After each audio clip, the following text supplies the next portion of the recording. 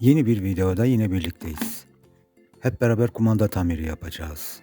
Evimizde çok çeşitli kumandalar kullanabiliyoruz.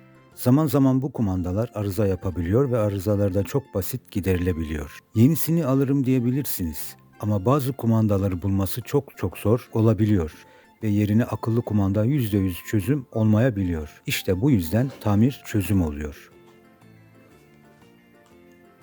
Gördüğünüz kumanda özellikle güç tuşu ve ses kesme tuşu çalışmıyor. Kumandamız infraruj ışıkla haberleştiği için insan gözü göremiyor. Görebilmek için telefonumuzu kullanacağız. Burada telefon bize birinci derecede yardımcı olacak.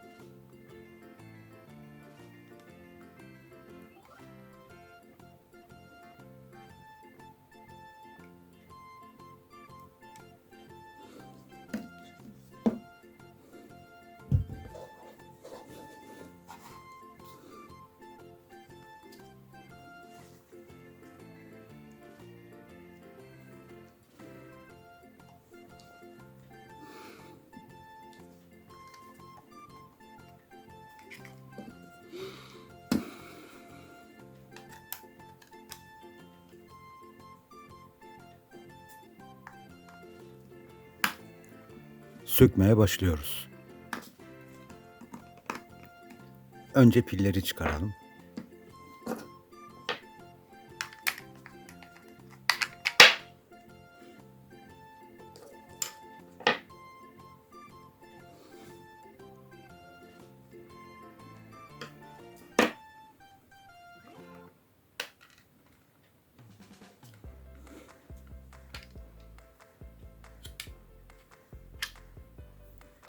Kumandada bu kart kısmında da bazı sorunlar olabilir. Bunlardan en önemlisi LED'in bağlı olduğu lehim kopuk olabilir. Pilin bağlı olduğu pimler lehimlerinden çıkmış ya da zedelenmiş olabilir. Ama bizde böyle bir sorun yok.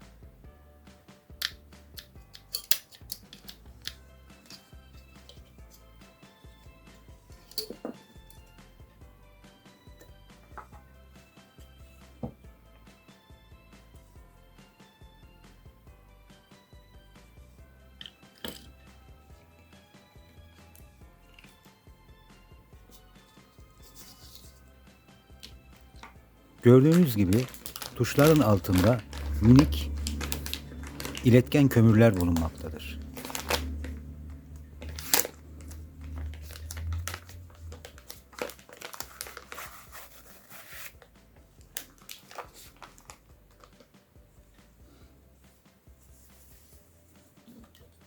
Islak bezle kartın üstündeki kısımları silelim.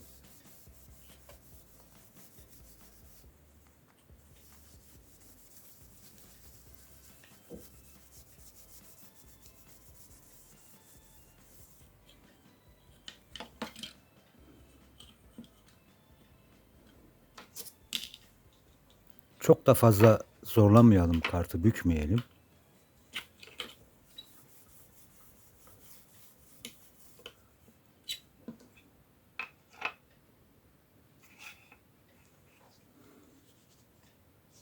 Evet, temizlendiğini düşünüyorum.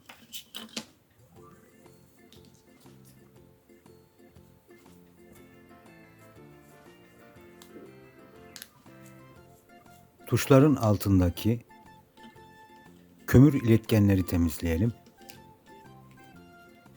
Bunları temizlerken dikkatli olalım. Bazen çıkabiliyor yerinden.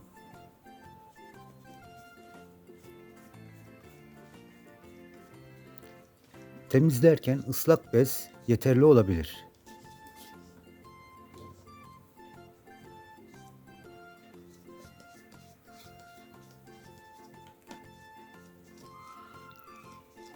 Şimdi temizlerken şu kırmızı olan açma kapama tuşunun oraya dikkat edin.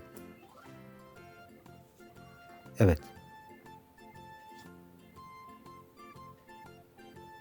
Bu kısım çok kullanıldığı için altındaki kömür, iletken kopmuş. Asıl problemimiz de bizim buydu zaten. Bunu oraya yapıştırmayı deneyelim.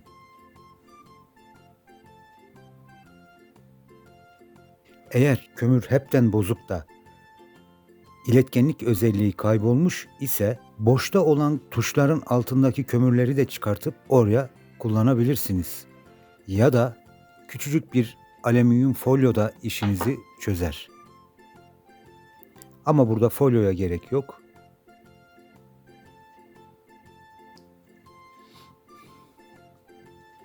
Yapıştırdığımız zaman işimizi görecek.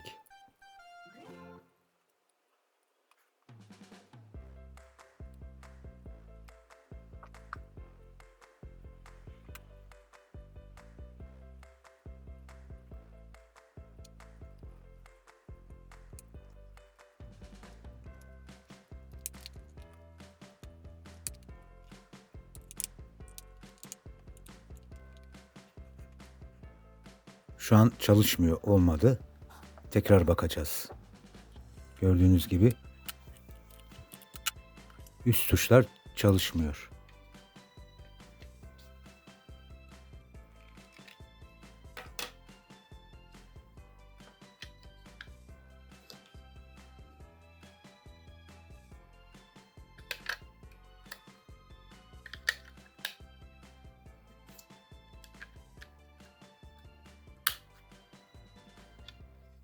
Çıkartalım.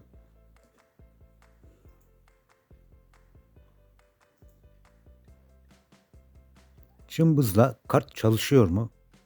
Ona emin olalım. Bakalım. Evet, kart çalışıyor görüyorsunuz. İnfraruj led sinyalini gönderiyor. Bunu gözle görmeniz mümkün değil.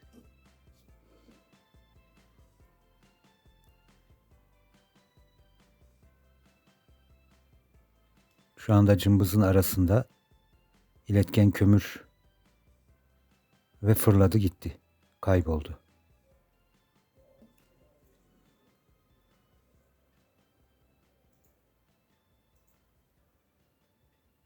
Bulamadık kömürü.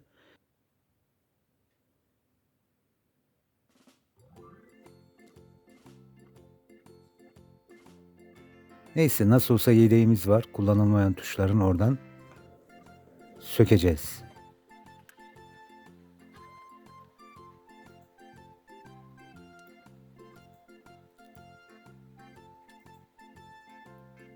Bir tanesini çıkarttık. Diğer tarafa uydurabilmek için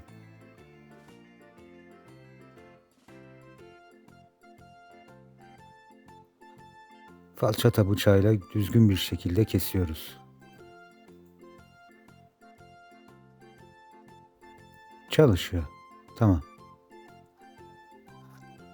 LED'i görüyorsunuz, ışığını. Evet, yapıştırma yaptık. Diğer taraftan çıkartıp power tuşunun altına deneme yapıyoruz. Evet, aç kapa tuşu çalıştı. Power tuşu da çalıştı.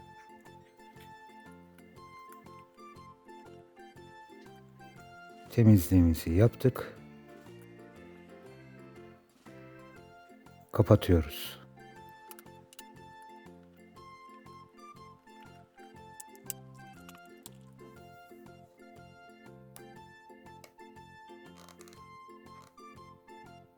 Gayet güzel çalışıyor. Bütün tuşlar.